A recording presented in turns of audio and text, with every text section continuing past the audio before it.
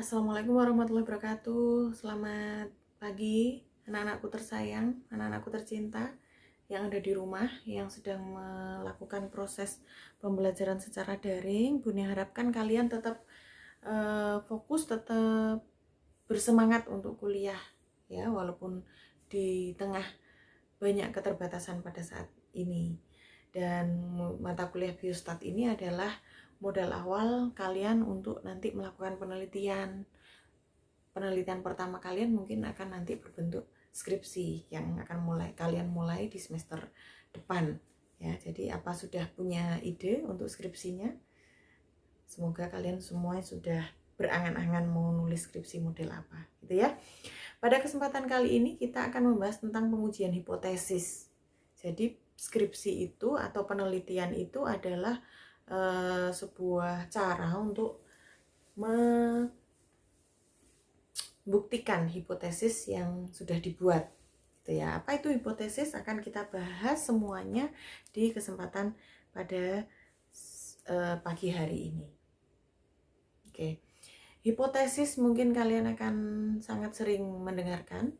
Pada siang hari ini kita akan membahas tentang definisi hipotesis, manfaat uji hipotesis, jenis-jenisnya, kemudian cara menentukan H0 dan H1, dan Bunda akan jelaskan beberapa contoh cara membuat H0 dan H1.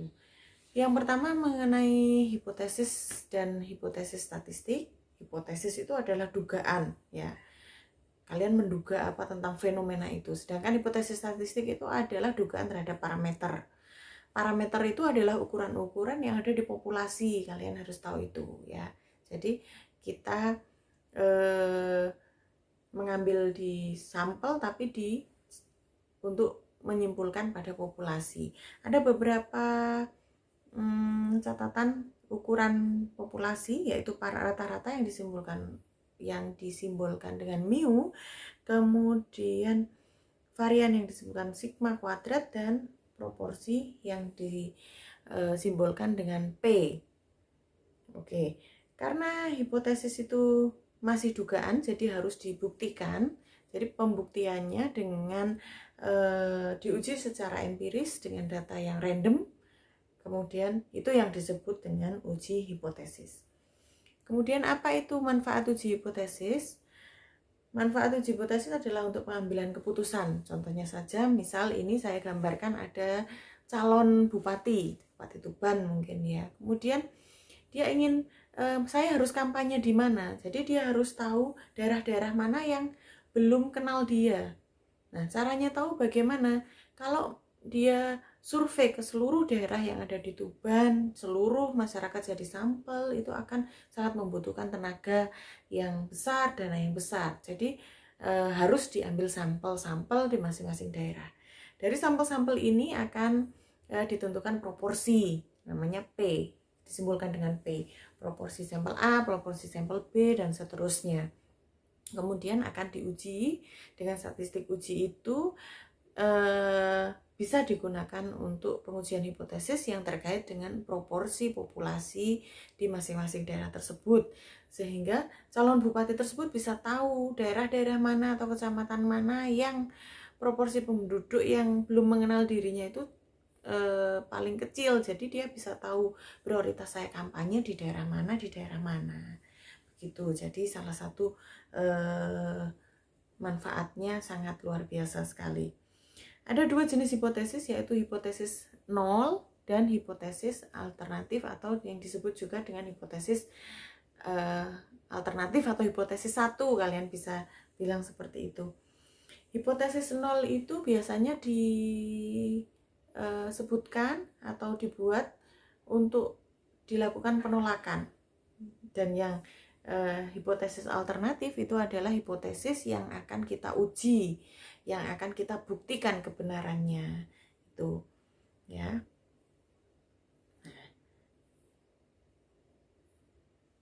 Sudah mengerti? Kemudian beberapa jenis pengujian hipotesis. Ada satu arah. Hipotesis satu arah itu ada ke kiri atau ke kanan. Kemudian yang kedua adalah hipotesis dua arah. Untuk hipotesis yang satu arah ke kiri itu konotasinya adalah theta lebih besar dari theta 0. Theta itu adalah untuk parameter populasi, theta 0 itu adalah parameter populasi awal atau yang diketahui. Kemudian yang uji hipotesis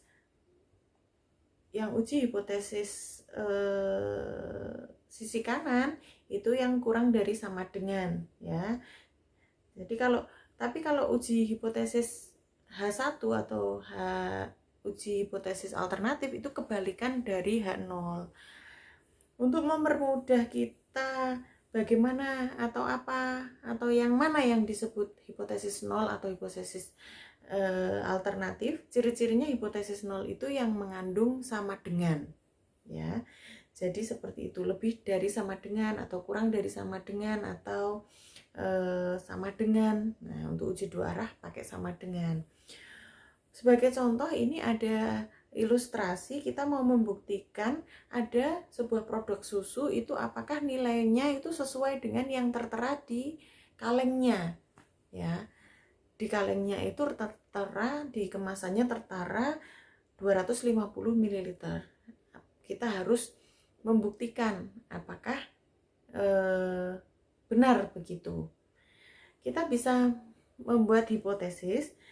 Kalau kita ingin melakukan uji hipotesis sisi kiri, kita membuat hipotesis yaitu isi susu kurang dari 250 ml. Kemudian H0-nya dibuat kebalikannya atau lebih dari sama dengan 250 ml. Kalau kita ingin menguji yang hipotesis sisi kanan, kita bisa memakai H1-nya isi susu lebih dari 250. Kalau pengen yang dua arah berarti isi susu sama dengan 250 ml atau tidak sama dengan 250 ml.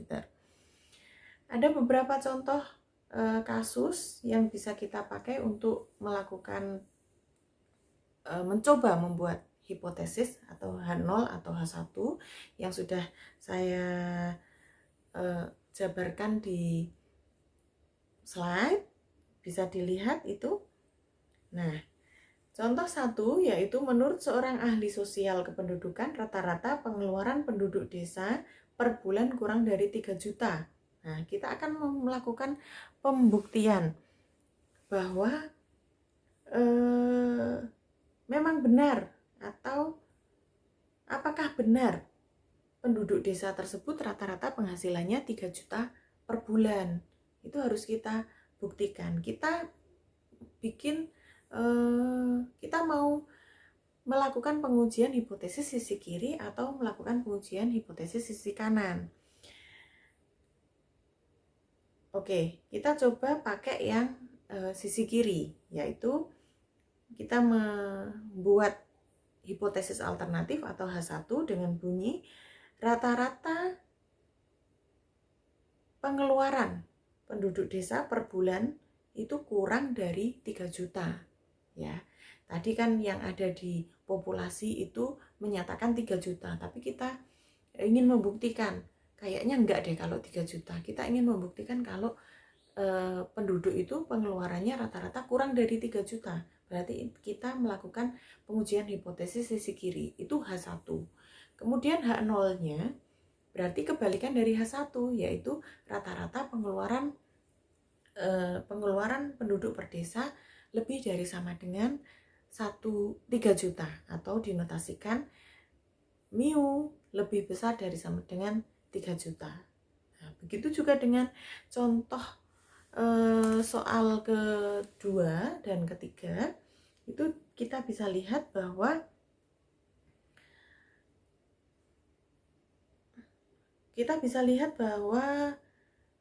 di situ soalnya menyebutkan bahwa menurut seorang dokter paru-paru, proporsi orang kanker paru-paru akibat merokok lebih dari 30%. Apakah itu benar?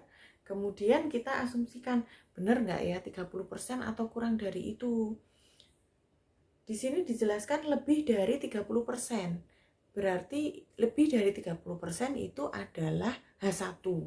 Kita tinggal menentukan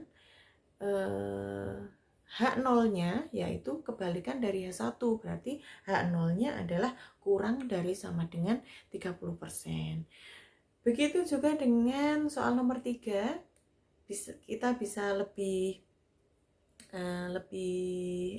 lebih mengerti lagi tentang H0 dan H1. Kalian bisa mencoba terus untuk membuat H0 H1 supaya lebih jelas lagi dalam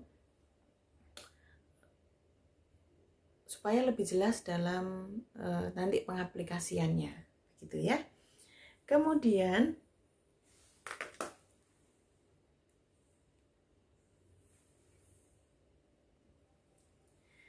baik, kita lanjutkan. Kemudian untuk melakukan pengujian hipotesis ada beberapa langkah yang akan kita lakukan atau yang akan kita pelajari. Yang pertama adalah prosedur pengujian hipotesis, kemudian statistik uji, wilayah tolak atau wilayah kritisnya, dan cara pengambilan keputusan dari hipotesis tersebut. Nah, berikut adalah prosedur pengujian hipotesis. Yang pertama adalah tentukan hipotesis 0 atau H1-nya seperti yang tadi sudah kita bahas. Kemudian taraf signifikansi atau alfa. Apa sih itu alfa? Kalian sudah sering dengar tentang alfa ya. Alfa itu adalah probabilitas atau peluang kita melakukan kesalahan yang dinotasikan dengan galat error yang semakin kecil, berarti tingkat derajat kepercayaannya semakin besar, yang dinotasikan dengan 1 min alfa. Jadi alfa yang kita pakai biasanya 0,05, 0,01 dan seterusnya. Itu adalah alfa. Tahap berikutnya adalah menghitung nilai dari statistik uji. Jadi kita harus hitung itu. Bagaimana cara menghitungnya akan kita pelajari bersama nanti. Kemudian menentukan wilayah kritis H0. Nanti akan Bunia jelaskan beserta gambar, jadi kalian bisa lebih paham lagi tentang wilayah kritis. Mana itu wilayah penolakan, mana itu wilayah penerimaan, mana itu yang wilayah alfa, dan lain sebagainya. Kemudian yang terakhir adalah pengambilan keputusan, H0 itu ditolak ataukah diterima, begitu.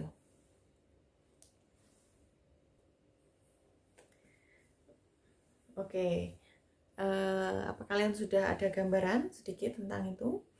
Ya, kita akan lanjutkan tentang statistik uji. Statistik uji itu adalah fungsi poba acak untuk mendapatkan nilai yang akan digunakan untuk pengujian hipotesis statistik. Ya, sebagai contoh di sini adalah kita akan melakukan pengujian hipotesis untuk jumlah sampel yang besar. Jumlah sampel besar di sini kalau dalam statistik lebih dari 30 sampel, dan varian populasi tidak diketahui, kita bisa pakai uji Z.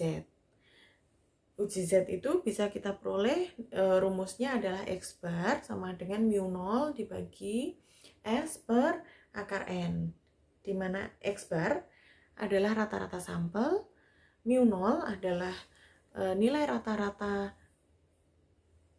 pada hipotesis 0, S adalah standar deviasi sampel, dan N adalah jumlah sampelnya. Sebagai ilustrasi, ada sebuah populasi, lalu kita ambil sebagian elemen dari populasi tersebut yang kita sebut sebagai sampel, pastinya secara acak ya. Nantinya akan dari seluruh sampel itu kita akan bisa menghitung rata-rata sampel dan standar deviasi sampel. Kemudian kita masukkan ke dalam rumus yang tadi sudah kita pelajari. Nanti akan menghasilkan suatu nilai yang disebut sebagai Z hitung. Gitu. Ngerti ya? Ada banyak statistik uji selain uji Z, ada uji T, ada uji F, ada uji chi-square atau chi kuadrat.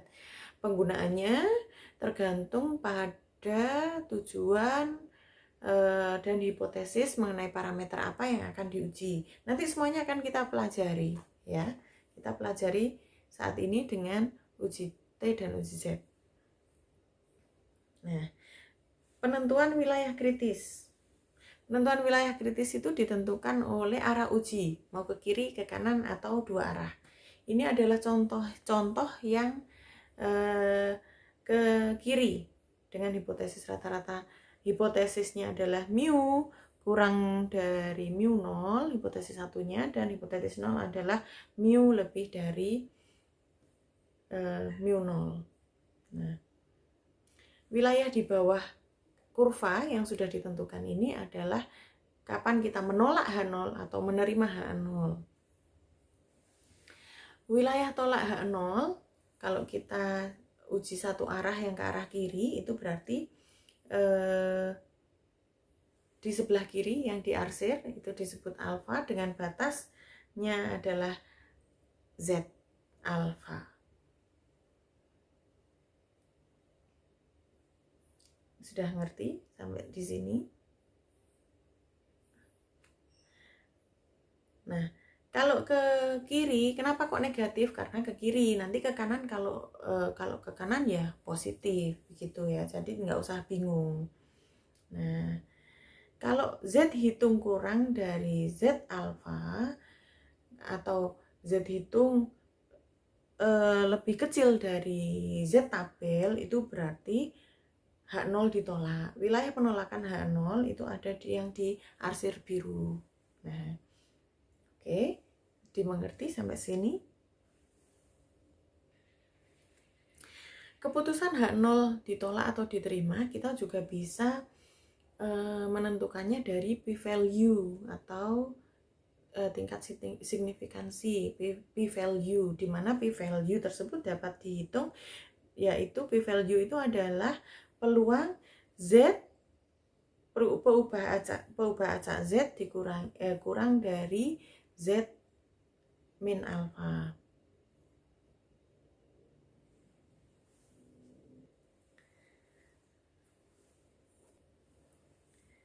Maaf untuk p-value ya, p-value kalau p-value kurang dari alfa berarti H0 ditolak. Ya, itu yang paling nanti pada saat kalian menguji melalui SPSS, yang dihitung itu adalah atau yang dibaca itu adalah p-value-nya. Jika p-value kurang dari alfa berarti H0 ditolak. Itu lebih mudah. Tapi kalau untuk perhitungan secara manual, p-value itu bisa didapatkan dari p-value adalah peluang peubah acak Z kurang dari min Z hitung. Begitu, kalian bisa lebih mengerti nantinya. Demikian juga dengan pengambilan uji hipotesis yang ke arah kanan, berarti wilayah penolakan H0 ada di kanan. Jadi kebalikannya dari uji hipotesis yang arah kiri. Itu saja. Untuk rumus dan lain-lain sama gitu ya. Tapi H0 ditolak jika Z hitung lebih besar dari Z tabel. Kalau tadi kan Z hitung harus kurang dari Z tabel, karena ini sebagai berada di sebelah kanan, berarti Z hitung harus lebih besar daripada Z tabel supaya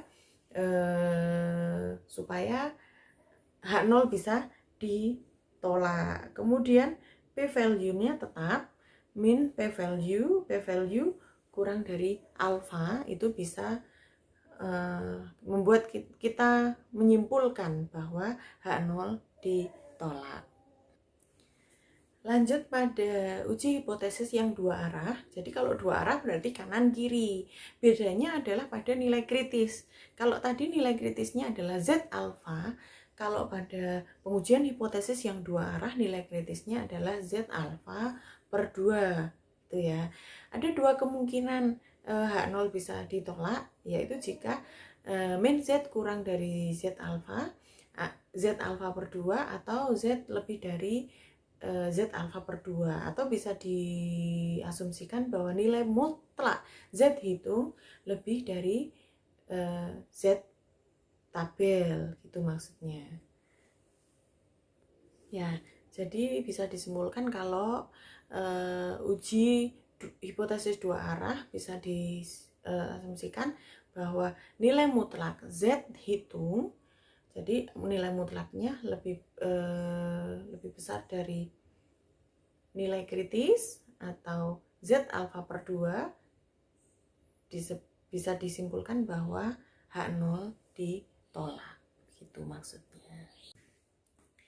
Baik, untuk selanjutnya kita akan membahas tentang statistik parametrik yang digunakan untuk menguji hipotesis dengan data, interval, dan rasio. Terdapat 2 rumus yang akan kita pelajari pada pagi hari ini, yaitu uji Z dan uji T. Uji Z tadi sudah kita bahas sedikit di depan, tapi nanti untuk aplikatifnya atau contoh-contoh penggunaannya kita akan bahas selanjutnya, ya. Jadi apa bedanya uji Z dan uji T? Yang akan kita bahas itu bedanya adalah jika digunakan pada sampel besar dan sampel kecil. Jadi kalau uji Z itu digunakan pada sampel besar di sini adalah lebih dari 30, dan sampel kecil kurang dari 30, tapi juga ada syarat, yaitu pada uji Z standar deviasi sampel harus diketahui. Kalau tidak diketahui berarti kita pakai uji T, begitu ya. Jadi nanti mau pakai apa untuk pengujian ini itu bisa kita simpulkan begitu. Diketahui nggak standar deviasinya, sampelnya besar atau sampel kecil, ya. Sekarang kita belajar tentang uji Z, ya. Untuk menggunakan ini kalian harus tahu caranya membaca tabel Z, ya. Tabel Z, tabel T itu ada di belakang, lampiran belakang buku statistik, ya. Yang biasanya kita harus tahu alfanya dulu untuk membaca tabel, ya. Saya ingatkan lagi bahwa alfa itu adalah luas daerah di sebelah kanan.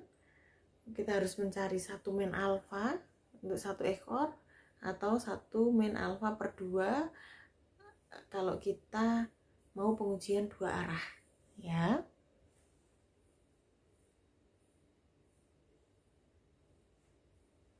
Baik, kalian kalau kurang mengerti bisa memutar video ini bolak-balik sampai kalian mengerti, ya.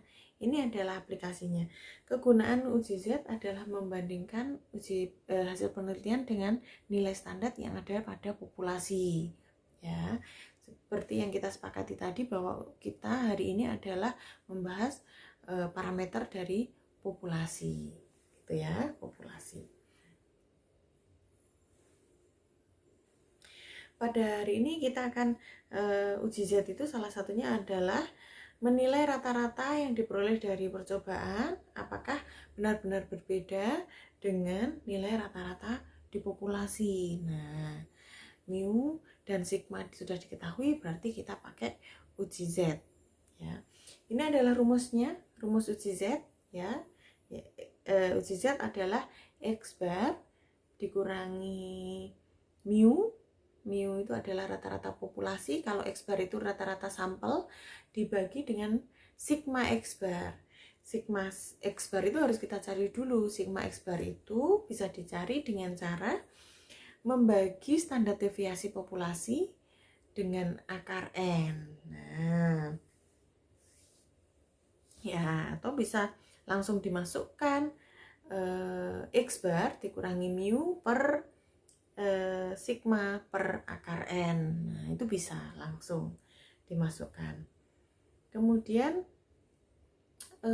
tadi uji Z itu untuk menentukan uji statistik atau rumus perhitungannya. Kemudian kita masuk ke langkah-langkah untuk pengujian hipotesisnya. Yang pertama adalah menentukan H0. Seperti yang sudah kita pelajari tadi, ya. Ciri-cirinya H0 itu ada sama dengannya. Tadi sudah punya bilang kalau H0 itu ciri-cirinya ada sama dengan, ya. Kalau H1 itu adalah kebalikan dari H0. Nah, mu0 itu adalah rata-rata populasi. Itu biasanya sudah diketahui pada soal atau kita sudah tahu standarnya, ya, seperti yang kita contohkan tadi, gitu ya. Oke, langkah berikutnya adalah menentukan taraf signifikansi. Seperti yang kita bahas kemarin adalah peluang kita melakukan kesalahan yang bisa ditoleransi. Nah, semakin kecil semakin bagus. Dalam hal ini kita biasanya pakai yang 0,05 ya. Kemudian kita menentukan wilayah kritis atau kapan kita menolak H0 atau kapan kita menerima H0 seperti yang sudah Bunda jelaskan dengan gambar ya. Wilayah kritis itu ada 3 alternatif seperti yang kemarin kita yang tadi sudah kita bahas, yaitu Z kurang dari Z min Z alfa atau Z lebih dari Z alfa atau nilai mutlaknya Z lebih besar dari Z alfa per 2 untuk hipotesis yang 2 arah gitu ya. Kemudian dihitung nilai Z-nya dengan rumus yang tadi, kemudian dibandingkan dengan wilayah kritis pada gambar, kemudian membuat kesimpulan apakah H0 ditolak atau H0 diterima. Jadi ada 6 langkah ya untuk menentukan hipotesis seperti yang Bunda jelaskan tadi. Jadi nanti coba diulang lagi videonya karena selalu nyambung dengan ini. Jadi ada 6 langkah mulai dari menentukan hipotesis 0 sampai dengan uji statistik sampai menentukan kesimpulannya ya. Di awal mungkin kalian akan sedikit kesulitan tentang ini, tapi coba diputar berulang-ulang, nanti kalian akan lebih jelas untuk aplikatifnya. Kita masuk ke contohnya supaya kalian bisa langsung mengerti. Di contoh dituliskan nilai rata-rata matematika populasi atau anak SMA 6,35 dengan standar deviasi 2,5. Jadi sudah diketahui mu dan sigma 2,5. Mu-nya 6,35, sigmanya 2,5. Seorang guru SMA membuat percobaan pengajaran dengan simulasi komputer untuk menaikkan nilai rata-rata ujian matematika. Jadi dipilih sampel acak 200 sampel secara acak dan diperoleh hasil rata-rata 6,65. Ternyata sampelnya lebih besar dari rata-rata populasi. Kita akan menguji apakah memang sungguh berbeda. Kalau bisa kita asumsikan untuk populasi, nah itu harus diuji. Kemudian gunakan test to tail, jadi uji hipotesis 2 arah dengan level signifikansi 0,05. Kita akan coba mengerjakan soal ini, dimasukkan ke dalam rumus yang sudah kita pelajari tadi.